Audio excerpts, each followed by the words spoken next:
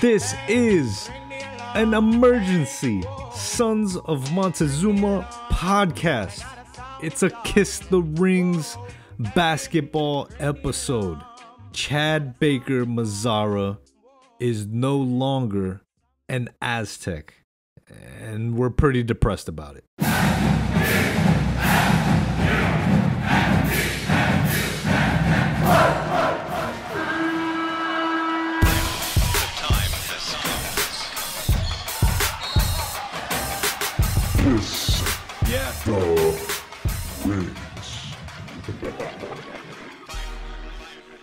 This is the Sons of Montezuma podcast. It's an emergency Kiss the Rings episode. It's an emergency, guys, but is it really an emergency with a team like this that Brian Dutcher has assembled? Today, we just found out the news, and well, before we get there, it's Mateo, your host, Mateo San Diego. I'm an Aztec warrior. I am joined with, well, SD Sports Fiend. What's going on, man? What's up? It's a little bittersweet today. Yeah. We'll lift everybody's spirits up in just a second. And of course, the basketball aficionado and sandwich aficionado. It's Mike Tortolot. Good to see you, man. Hey, Mikey. What's up, guys? Yeah, interesting day. You know, we'll see what I think we kind of have a little input on that. I don't know. It was worse, that or the Padre City Connect jerseys, but whatever. Okay. So Swish League just started. Our last episode was hyping up the Swish League, getting everybody all excited. And then the first weekend happens, and SD Sports Fiend, man, you wrote a terrific article, and it was detailing pretty much one of the lone Aztec players to be playing in that day, and it was Chad Baker-Mazara. He was raining down buckets in that second half, just really put on a show and showed why we all love him, why we love his game, why we love watching him play in the red and black. So to get the news today that Chad Baker-Mazara was no longer on the team is just it's a punch in the gut. But I'll be honest with you guys, and I didn't completely share with you guys, but there were some rumblings, and I did get a heads up that, okay, well, Chad's been going through some things with the program, and it's been a little bit of a rocky road. That maybe some potential, that this was a potential, that this could happen. It was a possibility. And then to see it actually turn from a possibility into reality today, it still took me off guard. And, I'm disappointed, mainly because you just saw so much potential in not only just his game, but his character, just who Chad was, the passion that he played with on the court, and how that translated over to the fan base and to the city. I love to hashtag the Plátano power because he's a Dominican kid, right? And of course, the Padres have like the biggest Dominican star in all of baseball, Fernando Tatis Jr. And so that connection, it really was a cool vibe that you can see Chad Baker kind of taking advantage of that opportunity here in San Diego and building upon his stardom and his brand and whatnot. And now that's not going to happen. What were your guys' thoughts on the news breaking today that Chad Baker is no longer on the team? Well, I'm definitely bummed. I thought Chad was going to be a big part of next year's team. He's going to provide kind of that shot in the arm that we needed many times last year, and that we got from his offensive production. And so, I was bummed out. I mean, you never want to see. I don't want to see any guy leave the program. And especially someone that you really like watching. He's exciting to watch, and so to see it now, he's no longer with the program. Yeah, it's kind of a shock. So yeah, I could say I'm bummed out. Mike, any thoughts? Were you Yeah, I mean, it's disappointing to see stuff like that, because we all saw the potential, like Fiend said, and he had those games against Fresno, and then the tournament. I was really interested to see how he was going to grow over the summer and come into this year. But I think we've all heard at some point, in some way, those rumblings in terms of, when he first came here, he was kind of sitting out practice. He was doing wind sprints. He wasn't practicing with the team. And then there was I read Ziegler's article. There was some preparations for it, I guess is the best. Well, not maybe preparations, but they were kind of like, all right, this might be a situation, when he kind of squeaked through the first semester and got to the second semester and stuff. So, like Dutch said, we're raising, we're teaching student athletes. You're a student and you're an athlete, not just an athlete. We're not going to just give you a grade because you're an athlete. And so, hopefully he's, kind of gets his stuff together. And, I think we all know the potential's there. And, maybe there is a little, I don't know, 19, 20 years old, you never mature, but at that age, you're as a basketball player, you're kind of think you can do whatever, but not, it just didn't work out, man. So I hope the best for him. And I hope he kind of gets to get to play somewhere where he can achieve where we know he can play, and what he can do. But sometimes you don't get rewarded where you're at. And so maybe sometimes you got to get kicked in the butt to figure it out. And, I hope this kind of helps him on his way and to get to where he wants to go. Because we all know Dutch wants the best for his players. So for him to do that is a lot to do, because he doesn't want to, you saw him at the banquet, how he's talks about every player intricately. So, that was hard for him to do. Yeah. So let's look at those two perspectives, right? Because you're looking at a program represented by Coach Dutcher, who basically felt he had to make this decision. But then you're looking at the player who, I'm not going to speak for Chad. I don't know the inner workings and exactly all the details of what happened, but this isn't something that we've seen a lot of in this program. So that's why it comes as such a great shock. And you could think back maybe, but you'd have to really think back long and hard. So knowing that, to get to that point where a coach feels that he has to make that decision, I can only imagine that's got to take a lot of pushing and nudging to that edge to get there. I think the last one was Evan Burns. Wow, that's a long time ago. It's a long time. Yes, and like when we talked to Winston about how when he got in the issues in the beginning, and Fish like, hey, this is how we're going to do it. So they've done. I can't imagine that they've done less than everything. To help the guy, and we've all been there, man. And it's everything I've said is kind of in the articles and stuff. And like, I hope he's wishing the best, but we've all been in that situation where you're not doing it the right way or the way it needs to be done. And, sometimes you got to get that kick in the gut to be like, oh, wait a minute, this isn't going to go the way I think it's going to go, or I need to figure this out, so it's it sucks, man. Cause it was Evan Burns. I think it was like, I don't know, 9-10, something like that, 8-9 or something like that. He came in and he just didn't, he's like, I'm not in the school, man. So I think that was the last time that it happened.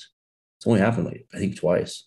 Fiend, how much do you think, okay, this is going to sound kind of wild, but basketball is changing, man. College sports is changing. The mentality is changing. Young people are making money for themselves now individually. There's more opportunities, whether it's overseas, whether it's, other leagues, developmental leagues. How much of an impact do you think that's making on a young person's, thought process and how they approach the college game these days? Well, I think if you're going to go ahead and turn pro, you still have to follow the rules while you're in college, and then make that decision to go pro. I think the fact that he wasn't going to class, that his grades were really bad. He was, I think there was some other stuff that was going on that caused him to receive some punishment from the coach. Now, is this confirmed or is this kind of hearsay stuff? Is this? Well, I think Ziegler said in the article he was having to run stairs and do things because he wasn't showing up on time. Okay. And so, it wasn't just, because he was missing class, but, pro teams are going to look at that type of behavior, and they're not going to want to invest money into someone who doesn't have the right, motivation and is not doing the right things and not acting like a professional. So I don't know what his professional opportunities are going to be. He might need a second chance at something like a community college or, Boise State or something like that. I don't know. But Damn. I mean, savage. What a savage. They got a truck driving school there, so I mean, Ian is out for violence today, man. Yeah, I want to see those eyeballs behind those shades, man. They're like pure red evil right now. Bright red. Matt, we talked about this. The sun never sets on cool. All right, the sun never sets on cool. But so yeah, I think he's going to have. I mean, I don't know. Maybe there will be some pro opportunities. Maybe there are some pro. Maybe he has the skill set that some teams are willing to overlook some of the stuff that happened. Maybe it's just because he just didn't want to go to school. And he does other things correctly with related to basketball. I don't know. But only time will tell how Chad Baker-Mazara turns out, and if these issues that he's had at State continue to follow him as he moves forward in his career. Okay, so moving forward as an Aztecs basketball team, as a program, all the guys basically they got to band together and look past this setback, right? Now, at the time, I don't think any of us truly understood when Micah Parrish transferred over from Oakland. And, it was like, wow, okay, this team is stacked. We're getting so much versatility added to this team, to a team that's already versatile. And so that move was probably a calculated move, now that we look back in hindsight. And I know Aztec Nation is just completely thankful for it. But moving forward, what is this impact? How is this gonna impact the team, if any?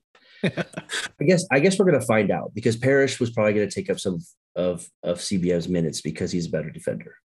He's you get more on the defensive end. We all know that. So I'm sure there's guys have seen something like, man, you got to get it together. So I'm sure there's talks like that in the locker room, or when they're hanging out and stuff like that. But I still think we have 12 guys. So then the question is, does that open up if Diabate comes back? If he be able to come back, is he going to have I know Dutch doesn't like to carry that 13th scholarship. And does he even have that year of eligibility? He does, but he's got to get a waiver, I think, right, Fiend? Or he's got to get a waiver for the eligibility. He's got to get a waiver for the eligibility. I don't see that really as an option. That's a long shot to get that. Okay. Yeah. Well, there's been some other college players who have gotten the waiver, but with his, he's already played 4 years, and he sat out the COVID year, the year that they gave out for free. So I think that's the issue, that they're not going to give out a fifth year, because he's already played 4 years. It just happened to be that one of them was that he sat out was that COVID year that they gave out for free. So I think they're going to hold on to the scholarship. It is interesting that Mateo, we were at that banquet, and Dutch was talking about Chad Baker-Mazara and how he needed to mature, and he had some frank words for him, that he really needed to grow up. And at the same time, they had assistant coach going to pick Micah Parrish up at the airport for a recruiting visit. Ooh, that's right. Micah is really good insurance, for losing Chad. Yeah. And I think he's going to take a lot of those minutes, and he'll fill in fine, because he can play really great defense. I'm not too worried about it. When I said I was bummed, I was really more bummed for Chad, but this is also a self-inflicted wound. And I think he's had plenty of chances probably too, knowing Dutcher. Yeah, man. Okay. So what should we talk about next? Because he was in the Swish League, so I don't think that changes. It shouldn't change. He should be playing in the Swish League to showcase even more now of what he can do and further his game. But I don't know the ramifications of that immediately, Yeah, I don't know either. I think he's probably packing up, and he's probably not going to stay in San Diego very long. Isn't Manny Machado Dominican too? He's going to stay with his cousin that's on the Padres? Is that what you're... No. But I think you were saying Tatis is the biggest Dominican star in San Diego, but I think Manny Machado is Dominican too. So if he hears that, I'll have you talk to him about that. Have his people. Oh wow. Have his people call my people. They've already taken Chad Baker-Mazara off the roster on the website on goaztecs.com. He's already. Yeah, it looks like page not looking and does not exist anymore. Wow. Sending. Well, they don't need to send no messages. They made the decision, so no time for messages. The decision was made. And he's from the Dominican. He's from Santo Domingo, Dominican Republic. Okay, that's where he was born. Okay. I thought it was really strange when we got Micah Parrish. I mean, I think a lot of us were expecting another combo guard, and it was like, why are we getting another 6'6" wing when we already have Chad Baker-Mazara on the roster? And then in the back of my mind, I thought to myself, well, maybe Dutcher is sending him a message. I don't know what that message is, but maybe, and now it seems like it's pretty evident, that was the message that was conveyed to Chad that, hey, you need to get your grades up. We have someone waiting in the wings here. It's too bad because you saw it there. I mean, rookie is 6th man of the year. So that's just too bad. It's unfortunate, but you know what? At the end of the day, we wish him the best. We hope the best for him, but we're going to worry about what we got in our squad. Yeah. I can't worry about anybody else. If you're on, you're on. If you're not, you're not. It's one of those things like Tupac says, I said, I want to wish you the best. I just don't want you to eat at the table with me. I want you to eat, but not with me. Okay. So, it's kind of like, man, get your shit together, dude. Like it's college. You're getting every opportunity you can get. And it's all the grades. We all know that. So it's no secret. It's not like we're speaking out of turn here, but it's like you had the talent, you had the opportunity, could have a big year. Everybody saw what you did in the NCAA tournament. Didn't take advantage of it. Like Matt Mitchell said, he's like, I had the opportunity of a lifetime in front of me, and I'm going to take advantage of it. And Chad had an opportunity. He just didn't. I don't know, man. Well, and I think the fact that also, other guys on the team are showing that they can balance their school and work, and they have the right priorities. And so it's not a matter of whether it can be done. Everyone else is doing it on the team and has been doing it for a while. I mean, this is more of an isolated incident, not a recurring issue. And definitely leadership has to make sure that it stays that way, so. Yeah. Well, there you have it. The decision was made, but, Aztecs basketball keeps moving forward, upward and onward. Bigger things this year is going to be one that hopefully we all look back on and remember it with not only another ring, but a lot of memories of challenges overcome. And this is the first. There's going to be more. In order to win that championship, you're going to have to go through obstacles like this. And this is just the first. So hopefully, things move forward with this team and they continue working hard in the gym, as we all are seeing everywhere on social media. I mean, we're getting eyeful, full of looks of what these guys are doing in the off season and how hard they are working to make this year that special. I think it's going to be a great year, man. I'm excited. So, I think the Maui Invitational bracket comes out at the end of July, and then the schedule probably comes out in early August, right, for the non-conference, and then the conference conference usually, whatever, they come out August at some point. So I'll be curious to see that and see who we got. We got Cal State Fullerton and BYU, and then Maui, right? Those are the non-conference. If we win Maui, I think we're top 5 in the country. Yeah. I mean, definitely top 10, but we would be, I think, probably top 5 just because of the competition at that tournament. That's a stacked tournament. And during Thanksgiving week, I mean, you got Thanksgiving. I mean, is there a better time? I hope Bill Walton is going to announce some of our games. He is, I mean, the guy is I think he's an Aliens, all that kind of thing, Bigfoot kind of guy, which I love. But like, I just like to listen to him and Benetti on the Maui games. Just he's like, what are you talking about, man? Like you're going, Mike. You're going to Maui. You're hitting that up. Is that? No. I looked at it, man. We're going a month before to the Big Island, but it was too expensive, and there, there's not a lot of things there, and I was just like, you know what? Yeah, especially that holiday weekend, everything's more expensive because Hawaii's trying to pick up business from what they lost. So, but I'll be curious. I mean, I got my starting 5 in my head. I know we won't talk about it here, but I know your football guys are kind of giving us a little hard time about it, but Hey, you guys know that the West region this year is in Vegas. Oh, the first round, second round? Or the West region, the Sweet 16 and the Elite 8 of the West region. If we get into the West regional and we get to the Sweet 16, it's gonna be in Vegas. T-Mobile, probably. T-Mobile. Yeah. Oh yeah, man, just another reason to take that city over. I'll be there. I'm always there.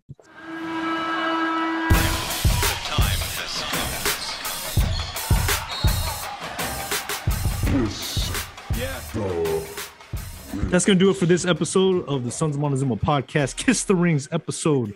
Now that Chad Baker-Mazara is gone off of the team, what do you guys think? Should the Aztecs hold on to that scholarship, that last remaining spot, or should they be searching? Should they be searching high and low for another transfer to come in and contribute to this, hopefully, championship winning season? We want to hear your comments, hear your suggestions on Twitter. You can find us at Sons of Monty on Twitter, Instagram, Sons of Montezuma, Facebook, all that. Let us know what you guys think. What do you think, Mike? Should they hold on to that or go search for somebody? I mean, I sit tight. Yep. Sit tight. I think, Dutch is, I don't think he doesn't rarely have a 13 scholarship. And what position would you go after? Yeah. Center. I mean, maybe it's backup center. So I just think, 12 guys, and we're 12 deep. I'm curious to see what the freshmen are. I think you sit tight until something kind of bites you in the butt, and it's like, whoa, there's no way we can't pass on this guy. Okay. I think you hold on to it in case there's you don't want to say that word, but in case there is an injury, and then what position that you need. If you need some depth, you might be able to find someone, mid-year transfer. I would definitely hold on to it until January. Okay, well, you guys heard it. Fellas, thank you guys for making time for this emergency episode. Until next time, sonsofmontezuma.com. Go Aztecs. Go Aztecs. We game time ready. Welcome to my gym where the crowd stays heavy. Keep the bus running cause this won't take long. 4 minutes left, here the show still going strong.